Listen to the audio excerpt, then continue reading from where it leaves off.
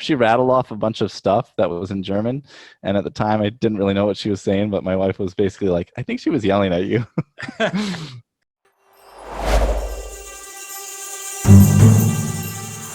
Hey, welcome back to the Happy Trekkers. My name is Mike, and we are today talking to Ben Bradshaw. He's a friend of mine from Chicago, but now lives in Munich.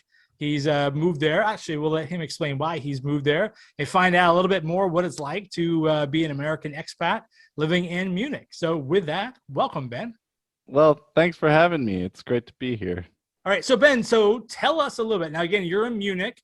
I know you from Chicago. You've been there, what, how long? A year, 2 years? We've been here since September of 2020, so we've been here about half a year now. Yeah, right. Okay.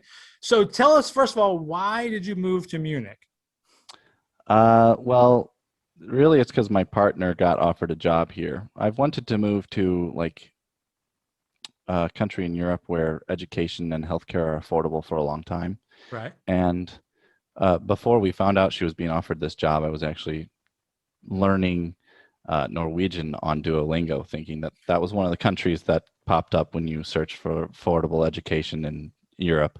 Right. So once she was like, "Hey, I got offered a job in Germany," I was like, "Well, now I've got to switch my Duolingo to German." She was obviously must have been given some sort of work visa of whatever the German version of their visa system is that allowed her to work there. But as a traveling spouse, do you get any benefit from that? Yeah, that was part of the reason why I had to get my A1 competency test was because um, the whole visa situation was really tangled up. This is actually the part where I would probably start the story is once we found out that we had to move to Germany for her to work at this university, we thought first thing was to get an appointment with the German consulate in Chicago, right? There's 3 German consulates in America. One is in Chicago, which was convenient because that was close to us.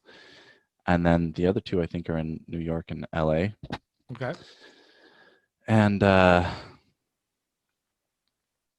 their system for setting up meetings is, I think, really, really awful. Like, so essentially they put the appointments up on their website at midnight Germany's time, which I think was around 5 o'clock in Illinois time. So we were like, so we'd be on their website at 4:49 or 4:59, clicking the refresh button. And then at exactly 5 o'clock, these 3 meetings would pop up. And in the amount of time it takes to click on one of the meetings and type in your info and hit enter, it would say the meeting's gone. Because if you think about it, there's 3 consulates for everyone who wants to travel to and from Germany has to go to. And you have to think all the ones in roughly the middle of the country are going to the Chicago one, all the ones roughly on this side of the country, and so on. So it's just like a free-for-all. So in theory, like if you're not a fast enough typer, you could maybe never get an appointment. So I don't know if this is the way it's always run or if this is just like something they were doing because we were trying to make this move during the pandemic. Oh yeah, that's but true. but like their system should be more like you apply for a meeting and they give you the next available meeting, which might be 3 months from now, but they should be booking them first come Right. At first least it's serve, booked. rather than making this like feeding frenzy fest to get a meeting against all the other people that are faster typers than you. So we actually weren't able to get a meeting with the German consulate to get our to get our visas to come to Germany. Wow.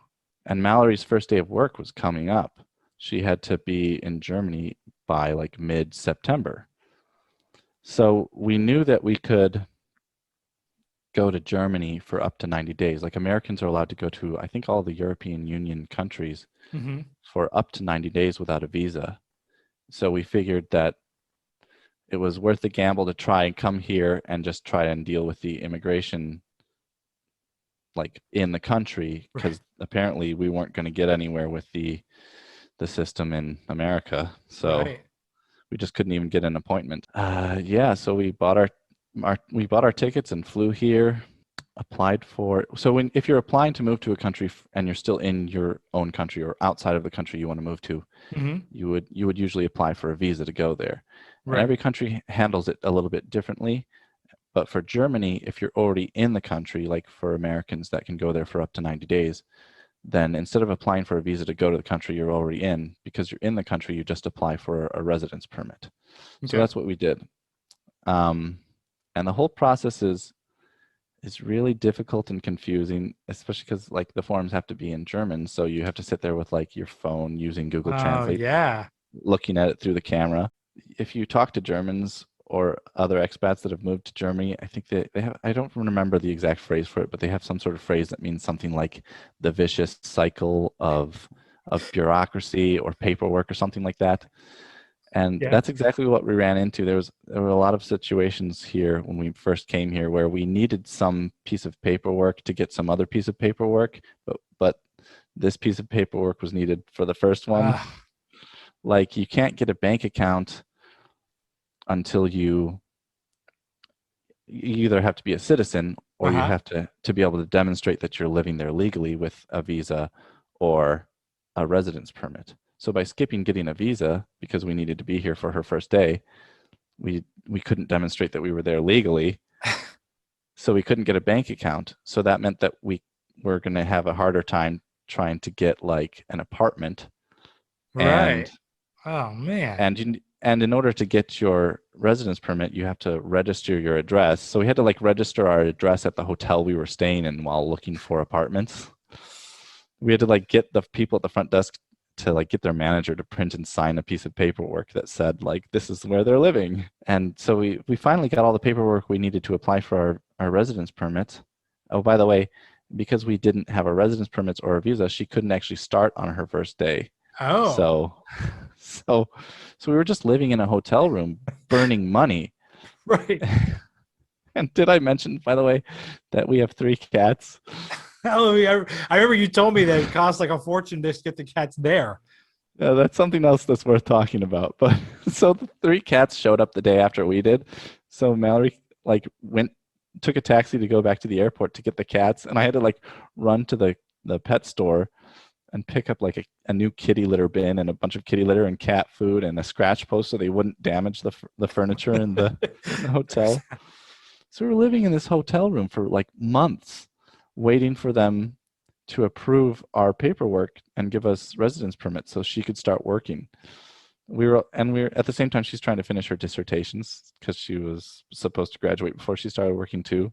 Jeez So Louise. she was working on her dissertation all day, and I was trying to apply for apartments, but one of our 2 computers died in the airport on our way here. Of course. So she had the computer all day, and I was just using my phone to like message people for apartments, and it's much harder to make a message look professional when you're typing it on a phone, Yeah, right. and you are only limited to like using the apps. So the apartment hunt turned around once she finished her dissertation and could help me with it, and we could Right. both use the laptop for it. But we were Good. in our apartment here before we got our residence permits. So Really? she didn't actually start working until like late December. Wow. From September through December. Yes. So It's that was a fortunate they allowed her to delay her start. yeah. I mean, what were they going to do? Get someone else to come to the country and start the process anew? But did they need an American to do that? I mean, I guess that's the point. In America, it'd be like, all right, well, you didn't show up the first day, we'll hire the next guy, right? Well, they didn't necessarily need an American, but they needed someone with her level of And, education, and she essentially. has a unique education, so it's not something that there's a dime a dozen out there, right? Yeah, it was one of those things that kind of lined up really well because she studied science and technology from an anthropology Mm-hmm. perspective. So that's essentially what they're looking for is someone to research um, science and technology funding policies, so Wow. on. Very different. Yeah. The only person I've ever met that does that job, I can pretty much assure Yes. you. But it's fine because, I took German in high school, so Okay. I felt a little prepared for it, but it's very different when you're in a country. The amount of language skills that you need to have to actually like get by is a lot more than you think. Is it? I've Yeah. always wondered about that. I mean, we take like these classes, like you said, I took German actually in ninth grade, I think. I don't speak any German. I probably didn't speak much German at the end of that class, let alone 30 years later for me. But again, like you think you knew it, and then you get there and you realize you don't know it, right? So at first I thought I would just do Duolingo as much as possible. Right. And, I realized you really need a teacher. Like Duolingo is a nice supplement. Mm-hmm. And I was also like, I went to a thrift store here when we arrived and bought like a used copy of some DVDs that were American TV shows that had been Oh, translated right. with Yeah. overdubs in German. And I wasn't sure that was really helping much either because they're speaking too fast for me to really like pick up on what was being said. Right. And then as a requirement for me to get my residence permit, I had to demonstrate an A1 level of German competency. So I was like, I don't know if Duolingo is doing the job. So I just signed up for a class here at the local like community college, which is called the Munich Volkshochschule, and passed my A1 test. So now I've got my residence permit.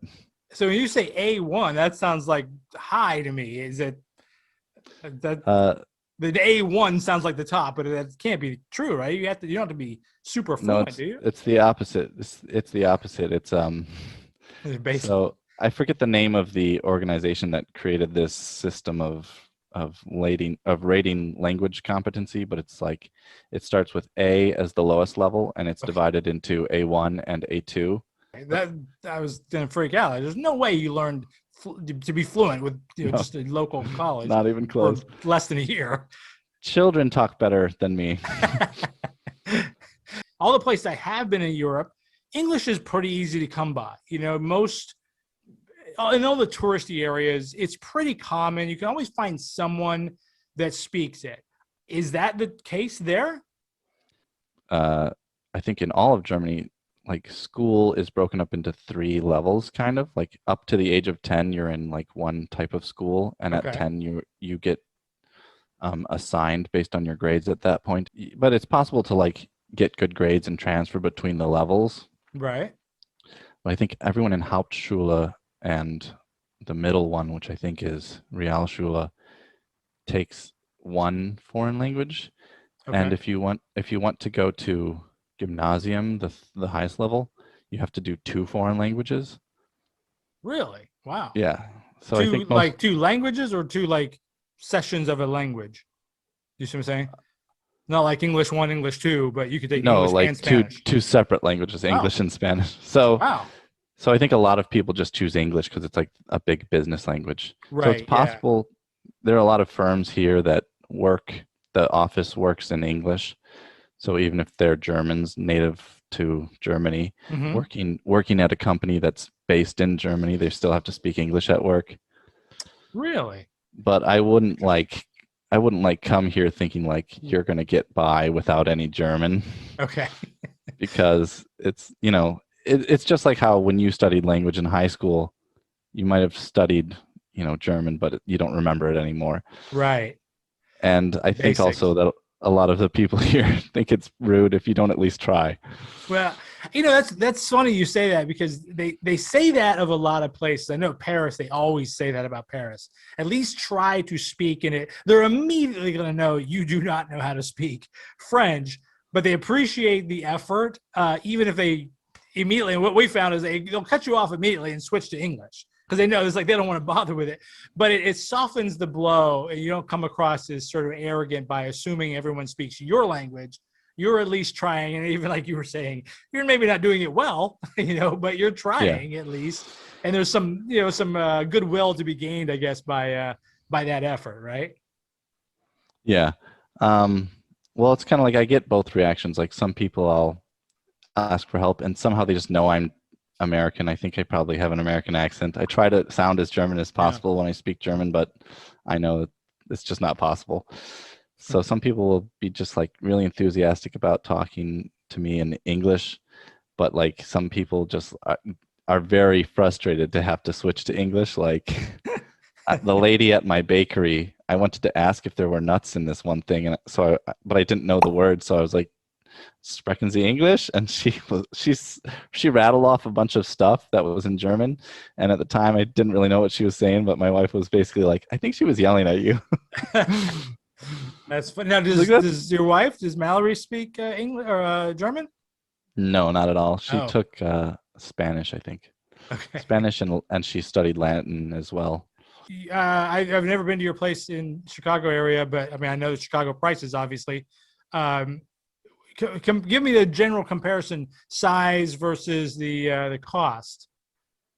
You know, it's kind of hard to compare because I think technically, according to the amount of square meters that were listed for the size of this apartment, that it's technically supposed to be the same size as our apartment that we had in Mount Prospect, but it Mm-hmm. feels a lot bigger. So maybe they measure the meters differently. Layout, to maybe, yeah. I don't know, like maybe the kitchen's not included or something in the square in the count. That'd be weird, wouldn't it? But it's like this living room alone is like much bigger than like the main room of our last apartment. Really? And our bedroom's about the same size. This is a one bedroom? Yeah, one bedroom. There's like an entryway, a kitchen, a bathroom with a shower that's separate from the toilet room, Okay. and this living room that we're on the top floor. So, comparison of price though, like this is the most affordable apartment that we saw, Mm-hmm. and it's like 4,000. It's $1,400 a month, or sorry, 1,400 euros a month, Okay. which is a lot. You know, it's like Is that considered a lot there? I mean, relatively speaking, for sort of the class of income that you're in, being, say, middle class income, is that still considered a lot, or is that just what people are used to paying? it's hard for me to say. Like the other Yeah. apartments we saw were all about the same size and were more money per month. Oh, We got okay. really lucky. We got really lucky because our landlord and landlady, she's like an immigrant too. So I think the two of them had more empathy for us, and they're like, "You need a, like everyone needs a break when they're coming to a new country, and you seem Right. like good people." So they chose us, I guess. They gave you a bit of a break. Well, that's nice, though. And Yeah. this is a strange question, and if you don't know the answer or don't really, if it's not a big deal, does it work just like here? I mean, you apply and you get a 12-month lease, and everything's fine, or is it different in some way? So once you register your address in Germany, which you have to do, like if you're living here, like if you're Hmm. just a guest staying in a hotel, then I guess you don't have to register your address. But if you're staying in a hotel with the intent to stay in the country, you have Right. to register your address and then you have to pay your radio tax, which is like everyone Explain. has to pay this tax that I guess helps fund and support the radio stations, and I think it also has something to do with TV. So basically, just to have access to any sort of internet, radio, or television, I guess they feel like you are responsible for paying some tax for it. Really? Yeah, Regardless, I mean, obviously you're going to hear one of them at some you only point, have but not like the internet where it's going to charge the tax just to come in. That's fine. It's very easy to assess. But you're talking about because it's broadcast radio, broadcast TV, because you happen to be near the airwaves, you have to pay a tax. yeah, something like that. I haven't looked too much into the reasoning behind it, but I think that maybe it helps support arts in an important way. So I think most Germans seem happy to pay it. Kind of a mandatory PBS sort of thing. Yeah, What's you only how much you, is this? you only have to pay like one per like living space. So if you have a bunch of roommates living in a shared apartment, only one person has to pay it. So like me and Mallory just pay it one radio tax. And we set it up on automatic payment so that we don't have to look at it. I think it's like 40 euros every 3 months or something like that. Really? So it's not terrible, but it's still that's like 10, 15 bucks or so, give or take, a month. Yeah. I have to do the math, and we'll throw the math up here later as to what the euro to dollar conversion is as of the day I put this up. Now, is there a large expat community that you are aware of there in Munich? There are several groups on Facebook. Mm-hmm. So if you're thinking of moving to Germany, I guess it's kind of a double-edged sword. I guess I recommend signing up for a couple of the expats groups. There's one for Munich. There's one for Germany. I'm sure there's a whole bunch more. Hmm. It's kind of a double-edged sword because I think a lot of these people are in a different like socio-economic class from me. Like, I'm one of my family, like my siblings and I are the first generation of our family to graduate from college. Right. We're pretty firmly working class. My wife is the same, Hmm. despite the fact that she's gotten this big education. We're like still basically in the middle class or lower. And I think so. A lot of our questions on these Facebook groups, like they're one of the few resources you're going to have to find answers to your questions about moving, but a lot of them have, I think, very different lives. Depending on, because I think a lot of them are more upper class. Like I think that immigrating to another country is inherently an expensive process, Yeah. and a lot of these processes I think are punishing to the poor and to middle class people who can't afford to just burn money like we did, basically Right. waiting for our paperwork to get processed because we couldn't get the visa in America. That makes So sense. so we're like posting on these boards asking questions like, how are we going to afford to get our cats to Germany? Does anyone have any tips? And these people are asking questions like, what kind of modifications do I need to make to my BMW so that it will be legal to transport it to Germany? And it's like, it's a bit A different. little outside your range, right? Yeah. Okay. They're, That's actually interesting that you say that because I've talked to different people from different parts of the world. And yours is actually kind of a unique perspective that's a little different from a lot of places, especially places that are considered very inexpensive for Americans, people from the United States, Thailand, Mexico, places like this. A lot of times you find people going there because it is so much cheaper that even if they are in a lower income and not necessarily lowest of income, but just a lower income in America, then they get to these places and it's actually quite affordable. I'm going to talk to a guy this coming week from the Philippines, and my wife is half Filipino. You can get by on, say, Social Security income, which is $1,000 to $1,500 a month, generally speaking. You can get by incredibly well there for that money. Obviously, you couldn't get by in Europe because it's not much different in terms of the cost to America. So I think you're right. Immigrating to America or to Europe the way you did, it isn't necessarily, you're not going there to be cheaper. You're not backpacking and just living it yeah. like some sort of young college kid, and you're not a retiree who has no money to live well here and going there instead. You're fighting against every other income people in the same income range you are, right? It's not a Yeah. cheaper proposition for you at all, is it? No, in fact, I think it's maybe a little bit more expensive to live here in Munich because I think it's the most expensive city in Germany, possibly.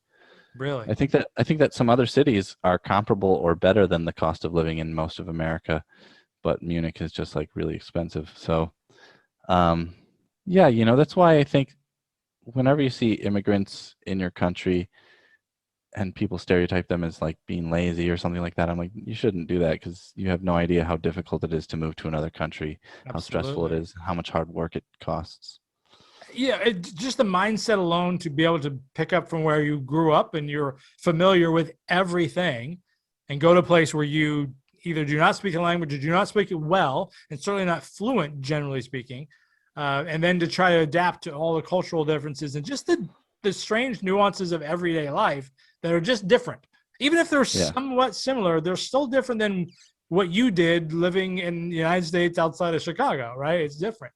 In fact, that kind of brings us up to a question. So, give me your top two or three things that were a complete surprise. I'm sure you did some level of research before you guys left, kind of getting an idea of what you expect, what you were getting into.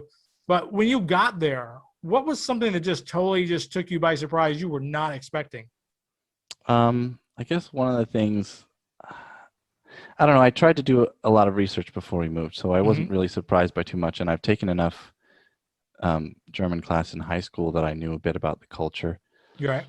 But one of the things I would point out is that, like, if you're expecting to be able to just get by using Google Translate, you'll be in for a rude awakening because there are a lot of things that Google can give you a literal translation of what you're asking for, but that Right. just don't actually make sense within the culture. Like a big one Yeah. for us was we were trying to find baking soda, which is sodium bicarbonate. But Yeah. if you put baking soda into Google Translate and show it to the clerk at the grocery store, they're going to have no idea what you're asking for because they call it natron. So Google gives you Bach soda, which they're just like, "Well, I don't know what that is. What are you talking about?" Or things like cilantro is not called cilantro in most of Europe. They call it coriander. Coriander, We only right? use coriander to refer to the seeds. So I kept asking people like, where can I find coriander? Because also it's, Germany. So I guess Germany has this was kind of surprising to me is I guess that there's like a really strong relationship between Germany and Mexico. I haven't looked into it too deeply, but I guess Germans love Mexico a lot. They even have a drink that they invented here that they think is similar to something that would be Mexican. So they call it Really? like the Mexican shot or something like that. But at the That's same funny. time, you can find flour tortillas everywhere, but corn tortillas are much harder to find. We actually have to like make a big trek into on our bikes to go find the corn tortillas in the one shop that's run by a woman that immigrated here from Mexico. That is really different. I wouldn't have thought about Mexican culture being one of the things I've actually always heard is that for a lot of Americans, when they go abroad, there's a couple of things they often miss, and peanut butter is one of the things they talk about a lot because we grew up with it at half our meals as a child, and but the other thing is Mexican food, which you don't think about as being exporters, but of course every city in America has at least one, if not many, many Mexican places. Of course, you have like faux places like Taco Bell, but it's that Mexican sort of influence. And then they go all the parts of the world, and it's not very common. And for those of us that love that food, you get a craving for nachos, or you get a craving for burrito, or something Yeah. of this nature, or taco, just a regular taco. That's Yeah. and corn tortillas. You're right. That's truly how it is. That's a Mexican food. Yeah, so the big tip I would give people is like if you're going to move to Germany, you have to embrace the markets that are not like the main German markets to find a lot of things that you wouldn't otherwise be able to find in a German market. Like, because the grocery stores here are all tiny. They're like really tiny compared to American grocery stores. Yeah, like the Like, market styles, little small markets. yeah, like the potato chip aisle in American grocery stores is like, 100 meters, and it's got like every type of brand and size. And here they Yeah, have like one shelf of potato chips. really. So now that you've been there, like you said, since September, and you've had some troubling uh, times getting there and getting settled, but you're settled now. What is it about the U.S. that you either miss or do not miss? And either you pick whichever you want or both. Well, I'll tell you. So I'm happy to be able to go to a doctor whenever I want. Mm-hmm. It's a little bit difficult to find a doctor because I don't like you might think like, oh, everyone speaks English here, so I can get away with asking people to speak English, which doesn't always work because a lot of people don't. But the real problem is that you're going to run into things where that doesn't help you because like you have to call some hotline to ask for a doctor or Yeah, set up an appointment, and you get a phone tree that says a bunch of things to you in German, right. and you don't know if it was telling you to press a button or not. It's like Good point. Yeah. Those are the little so things that people forget. It's the little inconveniences that turn into massive problems. Like you said, that is a really good example. And I mean, we all are familiar with calling any kind of number and having to press this and then go here. And that's not even what you want anyways, but you're just hoping. And finally you get it. Like, I just want to talk to an operator, or you keep saying representative into the phone until they finally kicks you over to yeah, human. But if you don't know anything that's being said, there's always, like you said, Google translates fine, when you're talking to someone and it works to a degree. Like you said, there's problems, but at least that person will slow down. They'll be more specific and they'll try to work with you. A phone recorded message doesn't care. So like you yeah. said, getting a hold of that person that you're supposed to then see who may speak English is kind of a large problem. I never thought about that, actually. Really good point. And in America, most of those phone trees have some option at the very beginning that says, if you speak Spanish, press 2. Right. That's I've never actually heard anything like that on any of the phone trees here in Germany. Really, It's always just like it's going right into German. So man. yeah. That's interesting. No, that's a really interesting challenge I had not thought of. I always thought about when I've been in countries and just be dealing with an individual, going to the pharmacist, asking, like you were saying, for like baking soda, but I was asking for like antacids or something. I was like, I don't know what antacids are really called from a chemical point of view. There's, I can't say Tums. I don't know that that's even a brand. Yeah. And so it's like, how do you describe antacid? That's not even something I can physically describe a pantomime. But That's that's part of again someone who's there in person. That I eventually pulled out the phone and gave him the translation. He's like, okay, and he gave me whatever I needed. But if I had to yeah. call, I would have hung up because I wouldn't be able to figure it out. And it was in Spanish. At least I speak a little tiny bit of Spanish. German, I'd be And that's totally fine. part of why I recommend these expat groups, because even though they can be unhelpful sometimes, like like anyone on the internet, you and I are spoiled because we're in a community together on Facebook that's actually really great.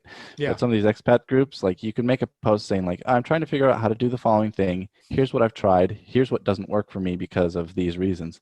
And the first person or the first five people that reply are telling you to do the things you've told them you've already done. So it's like, please don't do they're that. not helpful. But you do sometimes get an important little nugget of truth somewhere that you just couldn't Yes, figure out on your own using Google or Google Translate, like the whole problem with finding baking soda, it's sodium bicarbonate's natron.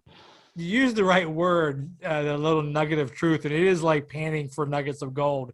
You got to filter through all those comments that either they're complaining because you should have known this already for some bizarre reason, or you didn't Yeah, ask the right question, or all these other filters. And eventually, like you said, you get the one guy who sort of answered your question enough to at least point you in the right direction. I've often yeah, said that like expat groups are great. The downside is they're full of expats, because they yeah, really are a double-edged sword sometimes. I get frustrated with the ones I'm in because I get it and I see them attack sometimes, but then sometimes they're extremely helpful. There's no way I would have figured out this thing because at least they know what I'm talking about in the United States and they can help me translate that experience or that thing or that word or whatever the case is. They understand what I'm going for and they go, oh yeah, but in this country we do it this way, or we say this, or you should ask for this. But in the meantime, you do have to filter through a bunch of just annoyance. yeah. So yeah, like I definitely highly recommend learning as much of the language before you get there from a proper teacher, because like we were trying to find um, oil for our bike chains, and we typed into Google, we need bike lubricant, and the guy looked at my phone and laughed, and I was like, I think it said the wrong kind of lube. I think this might be a very specific kind of translation. That Uh, is funny. So so that's really funny. That's a good point. That's the other thing. I think all those little strange quirks of the language that can have a double entendre kind of a message. You're gonna do something embarrassing, or you're gonna say something embarrassing, or just a faux pas of some sort. And I guess you just have to realize it's gonna happen. Just roll with it. It's not the end of the day. yeah, But you just have to just not be the person who gets so embarrassed that they just crawl into a hole and never come back out. Right? You have to be yeah. adventurous in that sense. And then we're kind of running out up on the end of time here. So let me ask you a couple questions real quick. One, do you intend to stay there for 5 more years? 5 more years. Well, Mallory's contract was for 3 years, Okay. which essentially started on her starting date in December. So we're supposed to be here for another 3 more years. I don't know if they'll let us stay after three. Okay. It's kind of hard to tell now because, since we did this during the pandemic, we've been especially isolated. So we haven't been Yeah. able to like go out to beer gardens. I think Germans are, at least in Bavaria, are like stereotyped to be kind of insular people to begin with. All right. Yeah. But we haven't had any opportunities to like make German friends. So we've been essentially completely isolated here, just like doing Zoom phone calls with friends and family. Right. So it's really hard to get a gauge of a city when you are like essentially completely isolated in it. And, Yeah. but otherwise it's like, it's not that different from America in a lot of ways, Hmm. a lot of things are the same. You have cars and hotels and grocery stores and all that. Right.